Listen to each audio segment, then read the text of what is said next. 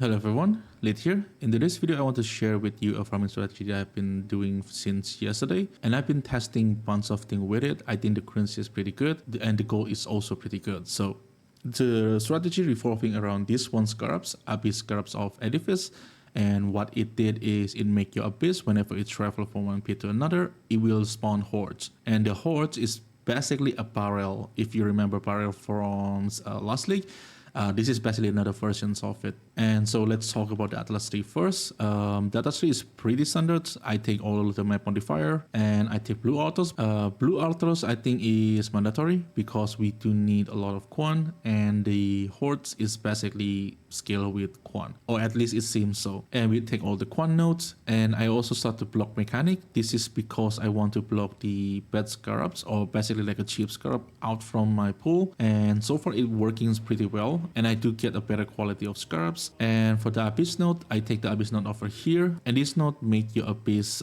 go to 4 pit if it's able to. If it go for 4 pits, it will spawn the maximums, it will spawn the most horde that it can, because the maximum pit you can go is 4. I'm also taking this node over here, and this gives you a chance to get another abyss depending on your pack size. I do not take this node, this increased monster, and I also do not take this node increased monster. This is because we are farming the horse, not the abyss monster. And the thing about abyss right now is a little bit weird because the loot coming from the horde is not coming from the abyss monster, and this is the reason why I do not take this one, because it will prolong your maps, because there's a lot of more monster you need to kill, and I don't see any much benefit from them. One interesting node you can take is this one, and this node give you a chance to get a 6-mod jewel. It's a corrupted jewel, but it's 6 mod. Sometimes it can sell for a little bit, and I think I sell a couple that worth 1 divine. But I decided to drop this one because I'm kind of done identifying stuff. So if you want to take this node, it's not that bad, but there's a work that you need to do. I have this tab over here, which basically everything inside here is worth 50C, and this is where usually I dump all my jewels. And if I get spams a lot, that means I have to price check it. But if not, I will just sell it for 50C. I don't really care if I undersell it because there's a lot of things to manage, and I don't think I can keep up with it. We also take all the maps nodes because we are farming maps. We also take scarab nodes, obviously, because we already blocked the mechanic over here. This is basically the attached tree.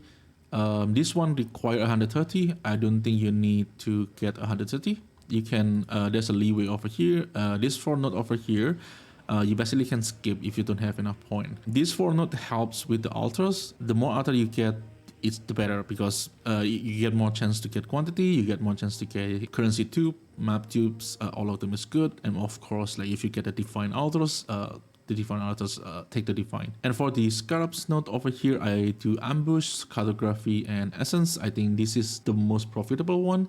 Even the small one is still worth quite a bit. Like ambush scarab, I think the basic one is worth like 10C. So I think this is a very good node to take. And I think essence also worth a little bit, and cartography also worth a little bit. And for the map itself, I choose Dune because I can rush to the boss, I can kill the boss, and that basically eliminates the boss altars. And the second reason is because Dune drop fortress, which is basically the most expensive T17. And Dune is also an open layout, and that makes the abyss very likely to travel around the map. So basically the more the abyss travel, the more horde is going to spawn, and basically the more profit we're going to get. I think I put a note on the spreadsheet, which I will link in the descriptions. A note like if you're looking for cigarette or abominations, I think that tree is probably the map that you will farm. Fortress, Secret, and Abominations. That tree is the most expensive one. There's a few maps that you can do if you want to chase other than Fortress. But for this showcase, I do try Fortress because Fortress is the most expensive. For the map itself, chisel 20%, alch, and the most important one is you have at least 5 mods.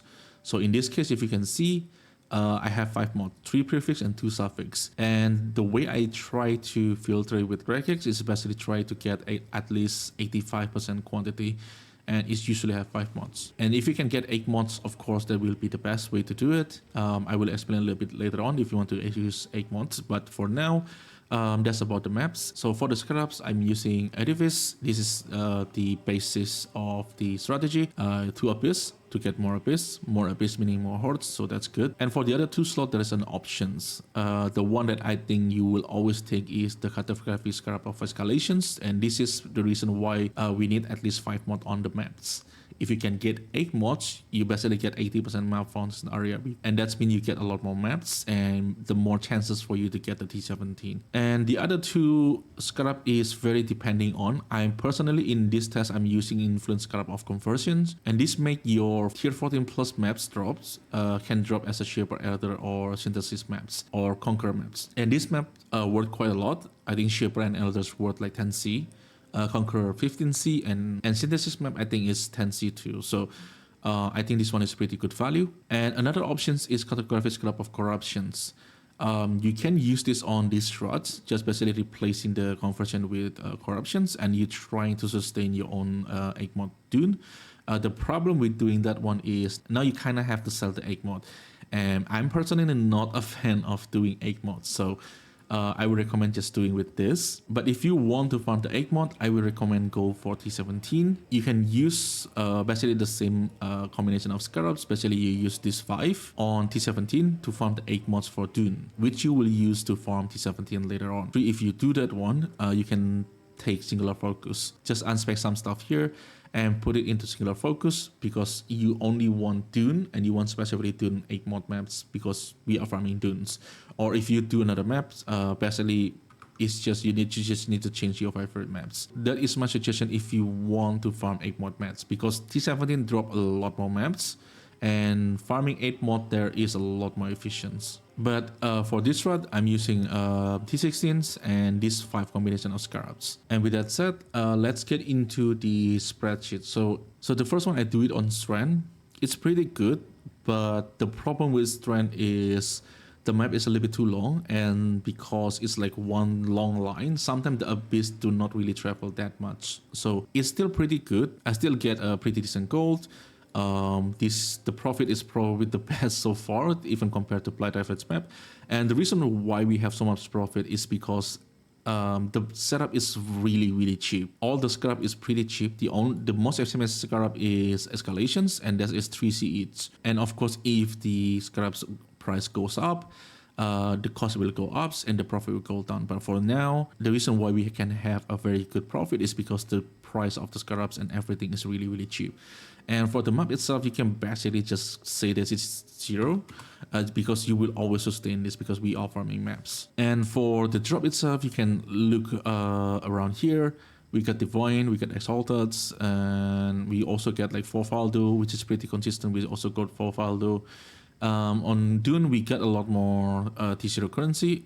In Dune, basically, we got a lot more everything because in Dune, based on my testing, we got a lot more hordes. So comparison from Strand and Dune is a better map. So if you want to farm Fortress, I will suggest just go for Dunes. And you can also see like we get more gold, and basically we get a lot more things compared to that. We got more Chaos Orb, we got more like fusing, we got more chromatics, something like that. So in general, we got more loots in Dune just because it spawned more hordes. And you can see all the drop over here.